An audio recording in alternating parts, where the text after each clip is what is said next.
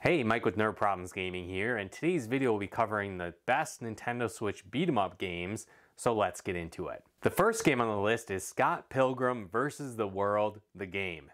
And so Scott Pilgrim vs. the World, the game is a side-scrolling beat-em-up action RPG. The plot of the game really centers around the manga of the same title, and really centers around Scott Pilgrim as he fights off the evil ex-boyfriends of his love interest Ramona in hopes of winning her love.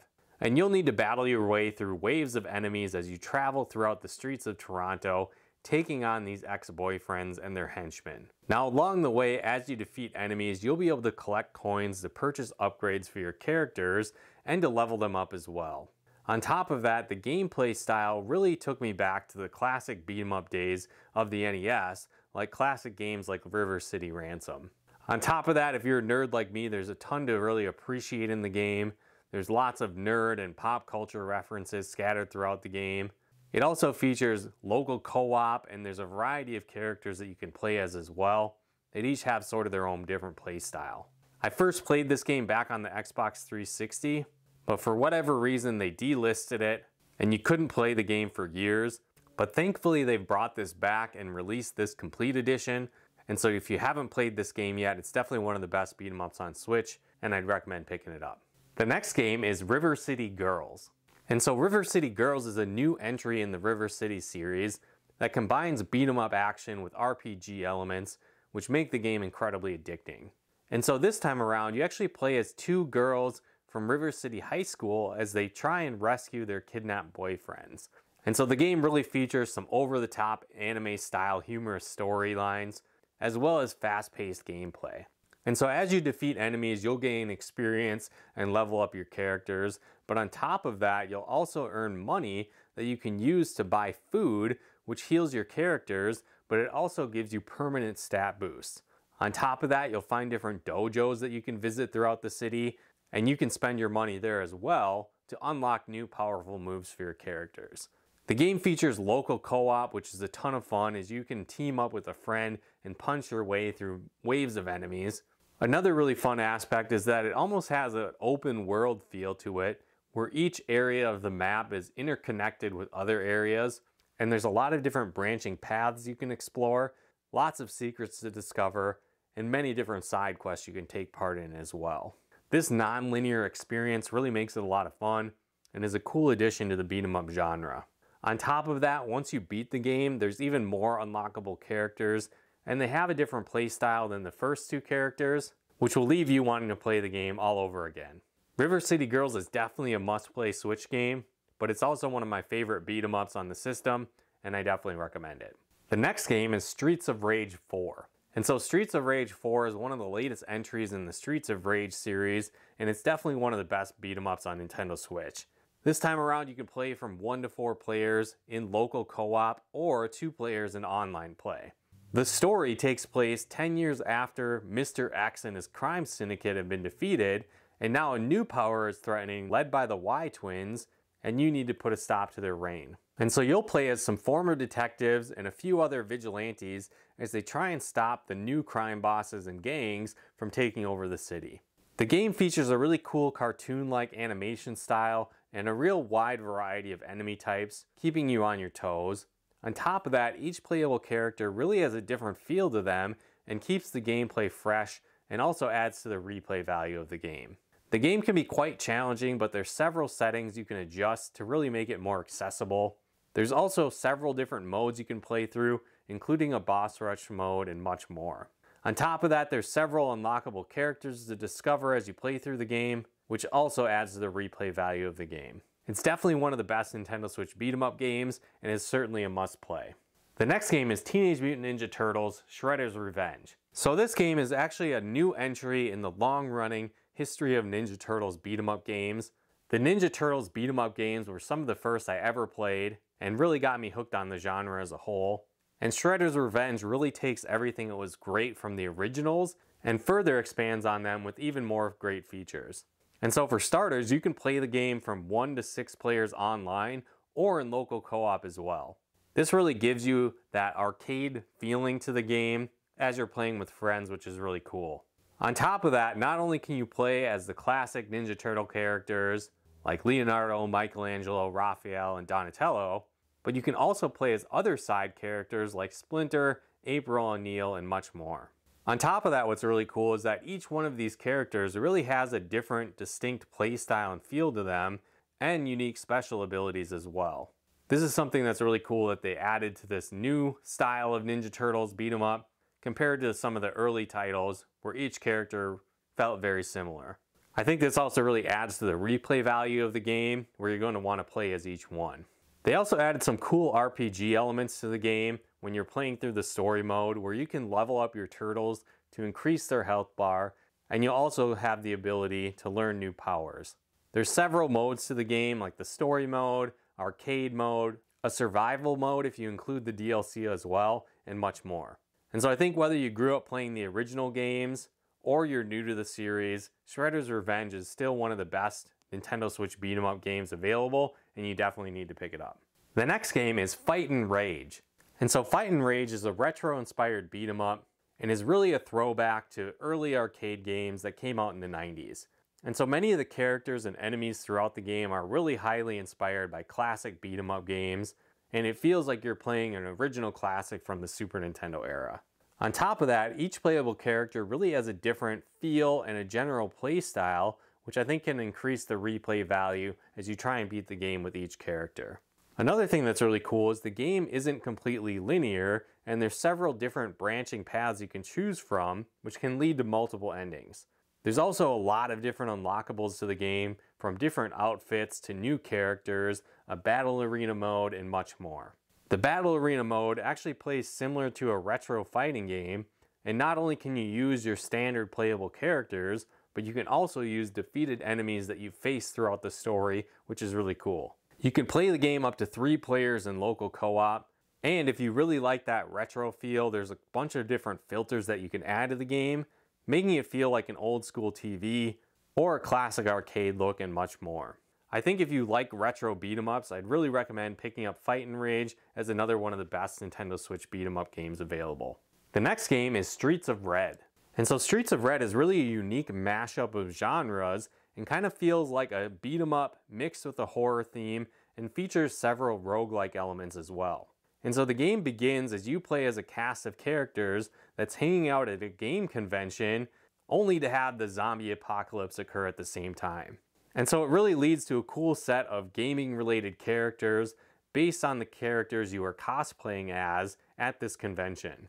And so you'll have characters with weapons and abilities like Link from The Legend of Zelda, a Shovel Knight-like character, a Ninja Turtle, and much more. And these characters really have their own unique playstyle and abilities, which again I think increases the replay value as you'll want to try them all. And so not only are there tons of different gaming references and Easter eggs hidden throughout the game, there's also a bunch of different nods to different horror franchises as well.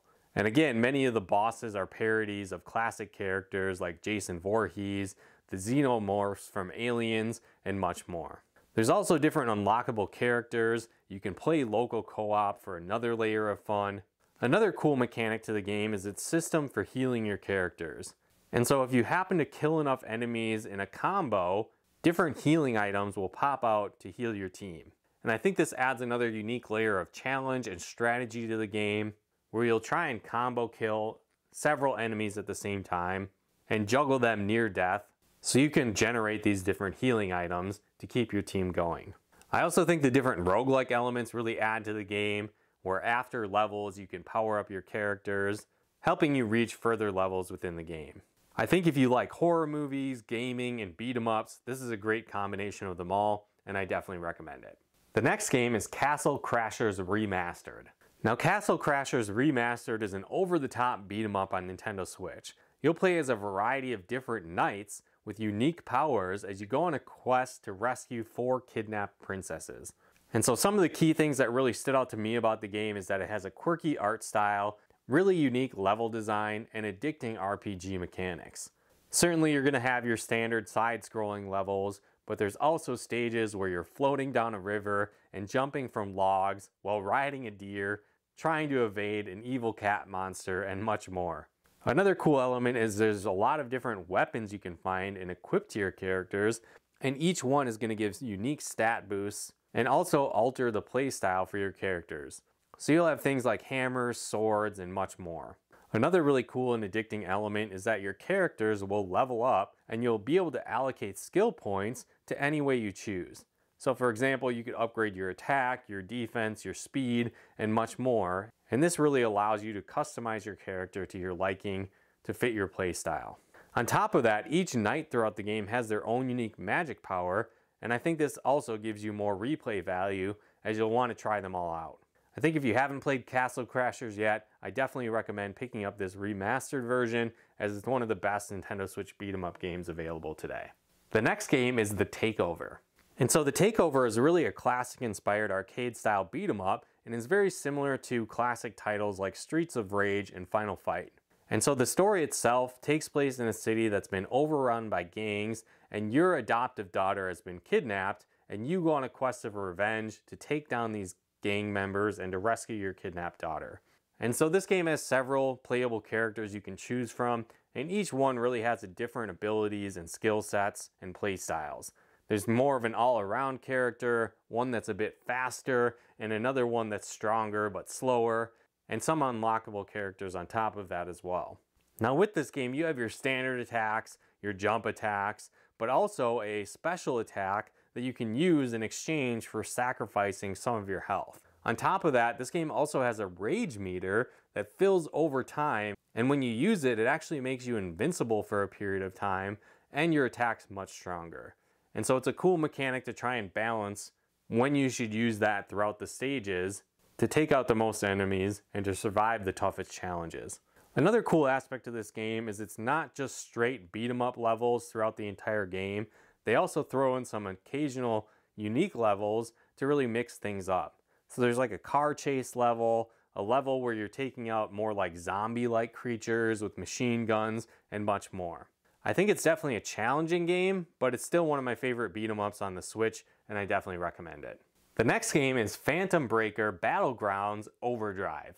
And so this game is really a unique side-scrolling beat 'em up, and the game's characters and plot are based on the Phantom Breaker fighting game series. Now when I first saw this game, I wasn't sure if I'd really like it, mostly because the art style is more centered around anime schoolgirls, which is not really the typical game style I'm into. But once I got past that, I really liked the gameplay, and that's what kept me coming back for more. And so in this game, you actually play as 4 girls as they try and rescue their kidnapped friend from the evil Phantom.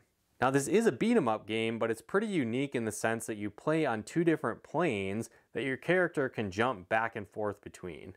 It definitely takes some getting used to, but I think once you get the hang of it, it really becomes fun.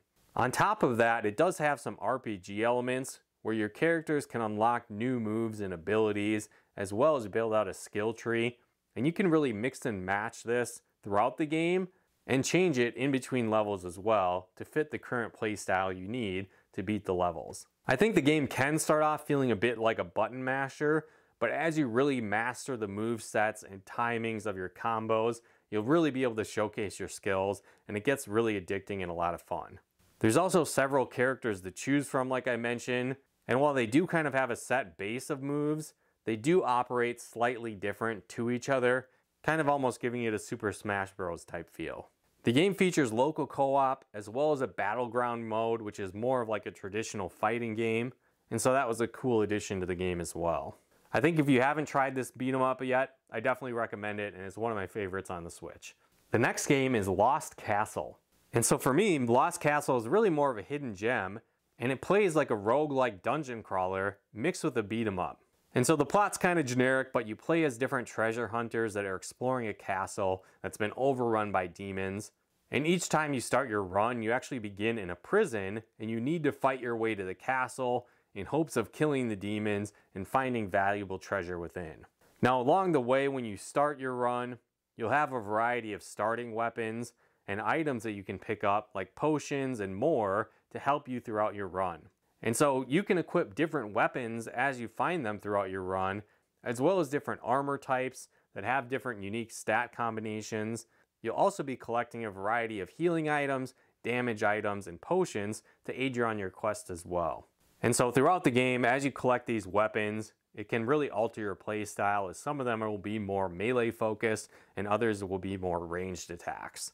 On top of that, a cool mechanic is the potions involved, because you never really find out what these do until you use them. You'll certainly have different colors of potions that can kind of give you a hint on what they might be, but it's always kind of a press your luck mechanic where sometimes they're good and sometimes they're bad. On top of that, after each run, you'll be able to spend your souls that you earn throughout your runs to power up your characters for the next run through of the game. These can be in the form of increased health, strength, defense, and speed, or other powers that can help benefit your character. The game features both online co-op and local co-op for up to 4 players, which is a ton of fun. And so if you haven't played this game yet, I definitely recommend it as one of the best beat 'em ups on Nintendo Switch. The next game is the Teenage Mutant Ninja Turtles Cowabunga Collection. And so this is actually a collection of some of the best beat 'em ups from the Ninja Turtle series. Not only do you get access to many of the classic Ninja Turtle beat 'em up games, but there's tons of extras and a lot of quality and life improvements they've added to the game as well. As I mentioned, the Ninja Turtle series really created my love for the beat 'em up genre, and this collection has all of the best games from the series. For example, you get access to Turtles 2, the arcade game, for both the NES and the classic arcade version. On top of that, you'll access Turtles 3, the Manhattan Project, which was one of my favorite titles from the NES. You even get Turtles in Time, both the Super Nintendo version and the arcade version, as well as the Hyperstone Heist, which was originally released on the Sega Genesis. Not only do you get a lot of these classic beat 'em up games, which are many of the best from generations past, you also get several additional games from the Ninja Turtle series, like things from the Game Boy, the NES, and even several entries from the Tournament Fighter series, which are more fighting-based games as well. Many of these games have online functionality and local co-op, so you can play together with friends or from people across the world. They've also added a lot of quality of life enhancements, like removing screen flickering, the ability to save anytime, rewinding, additional artwork, and much more. With all these enhancements and access to the best versions of these classic beat 'em up games, the Cowabunga Collection is definitely one of the best Nintendo Switch beat 'em up games available right now, and I definitely recommend it. The next game is Double Dragon Gaiden. Now, Double Dragon Gaiden is one of the latest entries in the long-running Double Dragon series, and this time it takes the classic beat 'em up action from the originals and adds in some roguelike elements for a really unique experience. And so there are a variety of heroes to choose from, each with their own play style and abilities, as you take on evil gangs trying to take over the city. And so you'll play as 2 heroes at once, and you can actually tag team between them, which is really cool. Another change of the series is that you don't play through a linear campaign, but you have a stage select option, and then after each level, you'll choose another stage, and each time, each stage gets progressively more challenging. On top of that, after each level, you'll be able to spend money on power-ups for your character, and I think this really adds to the replay value, as each time through can take you on a different path and will really be a different experience. On top of that, you can gather coins throughout your runs that you'll be able to spend on unlockables like new characters, soundtracks, and much more. This game also features local co-op, which is a ton of fun, and I think if you like classic beat 'em ups with some more modern enhancements, you'll definitely enjoy Double Dragon Gaiden, and it certainly makes my list for one of the best beat 'em ups on Nintendo Switch. The next game is Full Metal Furies. And so Full Metal Furies is an action RPG meets beat 'em up. The game has an over-the-top sense of humor to it, and you actually play as 4 female warriors known as the Furies. And you'll be on a quest to take out the evil titans that are terrorized in the land in a sort of World War II-like world. And what's really interesting with this game is that your characters really play quite differently than each other. One character, for example, is a sniper. Another one wields a big hammer and focuses on melee attacks. Another has a huge shield that smashes into enemies. And another wields more rapid-fire guns and uses special tech to damage enemies. On top of that, there's a huge world to explore and many stages with hidden secrets and an overworld map that kind of looks like Super Mario Bros. 3. You can play the game single player and you'll control 2 different Furies, or you can play up to 4 players in multiplayer where each person will control a different character. Combat feels like a typical beat 'em up, but sometimes the enemies are going to have shields of different colors that match one of your characters. And basically that means that you have to hurt them with that specific character to knock off their shield before any other characters can hurt them as well. I think this adds another layer of strategy to the combat and really keeps you on your toes. On top of that, there's a really addicting RPG element to the game where your characters can unlock new abilities from a skill tree with gold that you acquire after defeating enemies. This also gives you access to different power-ups for your characters, like increasing their hit points, strength, and much more. I think if you're looking for another fun and addicting Switch beat 'em up, this game is one of the best. The next game is River City Girls 2. Now this game is a sequel to the original River City Girls, but it's definitely one of the best beat 'em ups on the system as well. This game takes place immediately after the events of the first game, where you'll once again play as Kyoko and Misako and their boyfriends, and they'll go on a quest to stop the evil Yakuza gangs from taking over the city. And this time around, you'll once again fight through waves of enemies and challenging boss fights, and this beat 'em up meets action RPG. Again, you'll be able to level up your characters to make them more powerful, but you'll also find tons of shops hidden throughout the game where you can buy different food and items that are going to permanently increase your base stats. It's really fun to discover all the hidden shops throughout the city and really learning how each item can increase your abilities.